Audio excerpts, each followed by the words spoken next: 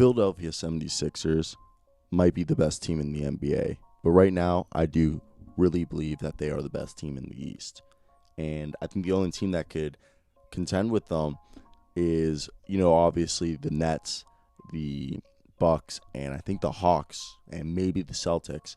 But I really think the 76ers right now are playing like better than any other team in the East. And I think it's because they have the most complete roster. And before we start today's video, I want to hear down below, what do you guys think of the Philadelphia 76ers? I just want to do a little quick take on Ben Simmons. I actually didn't talk about him. He had a triple-double this game, and when I did the full recording, I realized I didn't talk about him at all. I didn't even gloss over him. Triple-double from this man, and he's only shot one three-pointer this year, and supposedly the reason he doesn't shoot three-pointers is because he's a perfectionist, which I found out, which is interesting. But something to watch is he's had, in the past 3 games, he's had over 10 rebounds each game, and he's had 2 double-doubles. I think this year we might not see Ben Simmons. Ben Simmons is probably still going to be a 15, 16-point scorer with really high efficiency, but I think he's going to have one of his better rebounding seasons, and I think he's going to be averaging close to a triple-double every single game. He's going to have a very close number, and I'm calling it right now, Ben Simmons, Defensive Player of the Year. Tell me I'm wrong.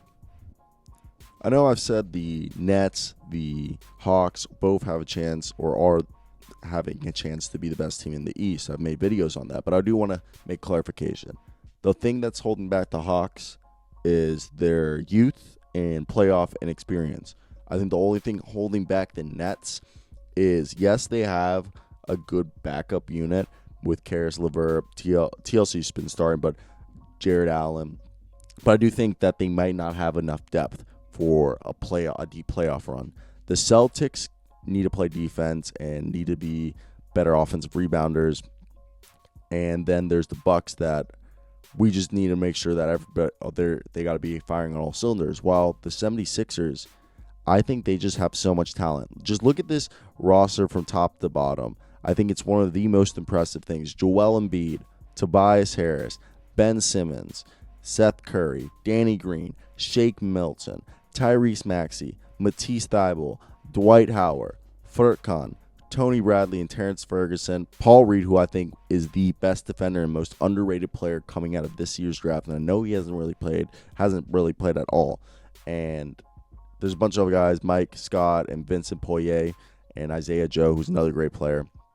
But let's just talk about, first off, Joel Embiid, I think could make a case this year for MVP.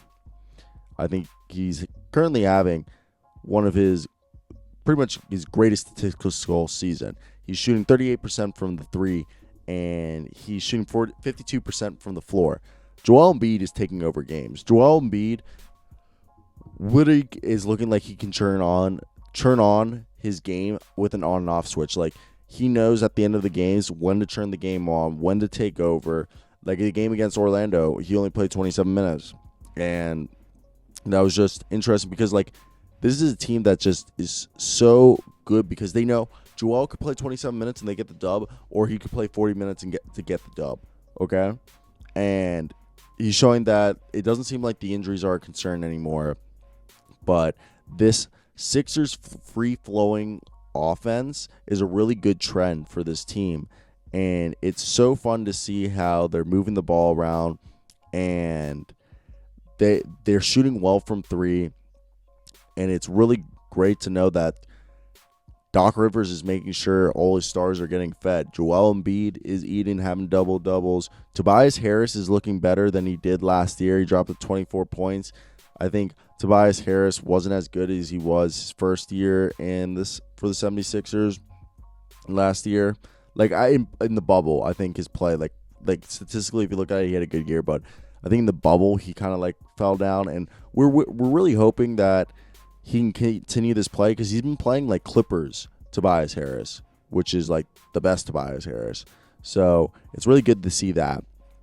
And he's been shooting 3-pointers. He's been scoring. He's been showing that he's been like the last 4 games, he's at least had 9 rebounds in 3 of them. And then in one of the 4 games, he got 11 rebounds. So in every single game, he's had more than 9 rebounds. And he's showing that he could be like a really good player for them, and he's kind of playing a stretch four role for them this season, which I think is a perfect role for him next to Seth Curry and Danny Green.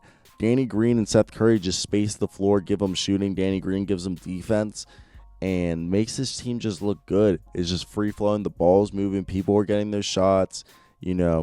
Obviously his shots aren't falling, Danny Green, but he gives you that defense. So when Danny Green's shots aren't falling, you got Seth Curry over here who's shooting literally 51% from three. Right now averaging career highs in pretty much everything. Seth Curry is looking like a beast. And he's the perfect stretch guy. He was a perfect trade. He's better than Josh Richardson. You got Danny Green to offer you the Josh Richardson defense, and then you got Seth Curry to pick up the shooting if Danny Green isn't having a good night. Shake Milton coming out of SMU. He's been in the league for a few years. I don't think people expected him to be this good.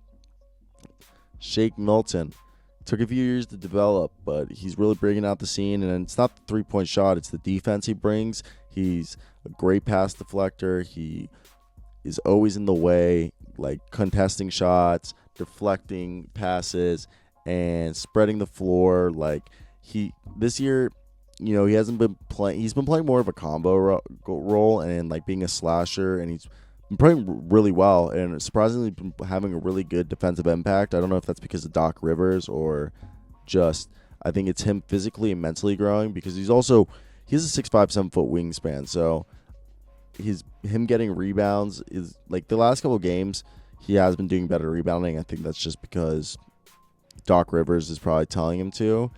But this guy has just been playing really well, and I just think has a chance to be their sixth man and has a chance to win sixth man of the year if he continues his play. Tyrese Maxey is a similar frame guy where he's 6'2", but he has like a 6'9" or 6'8" wingspan. And I talked about him in the last video of the 76ers about how he just takes over games and you don't expect it. You'll be watching a game and you'll be like, damn. It's not that he takes over games. He just draws your attention, just like how Rajon Rondo, you would never like think about it, but they grab boards. They disrupt plays with the size of their arms, and these arms allow them to grab boards and be like physically imposing players, even though their stature is only 6'2". And it's so much fun to watch. He's one of my favorite players coming into this year's draft, and I'm so happy he slipped down to them. He's such a better pick than Tyrell Terry would have been, and I'm just happy for the team and for that they got the player that fits them, So that's like my like just thoughts on that. So, but yeah, like let's talk about another player. Oh, right. I'm sorry. Is Enes Kanter in trouble? Because I just saw a free Enes Kanter. I think it just must have been an old. Yeah, I think he's fine. Yeah, all right, let's get back to the video. Matisse Thybulle, he offers you defense, but he's shooting 40% from three. Like, he's showing a willingness sometimes to shoot three. The last two games, he has shown a willingness to shoot threes, and I think that's maybe because of Doc Rivers. That's my thought. So I just want to see what you guys think about that. And do you think Matisse Thybulle is just holding himself back from developing because he's not being a good offensive player? And it's not like he's like an elite defender. Like, he's a really good defender, but it's not like he's blowing up the league with his defense, if that makes sense, But that's pretty much the video, guys. I want to hear down below your comments. I think this team will win the East and or at least go to the conference finals. But that's the video, guys. I hope you guys do have a great day, because I know I will. Till next, guys. Peace out.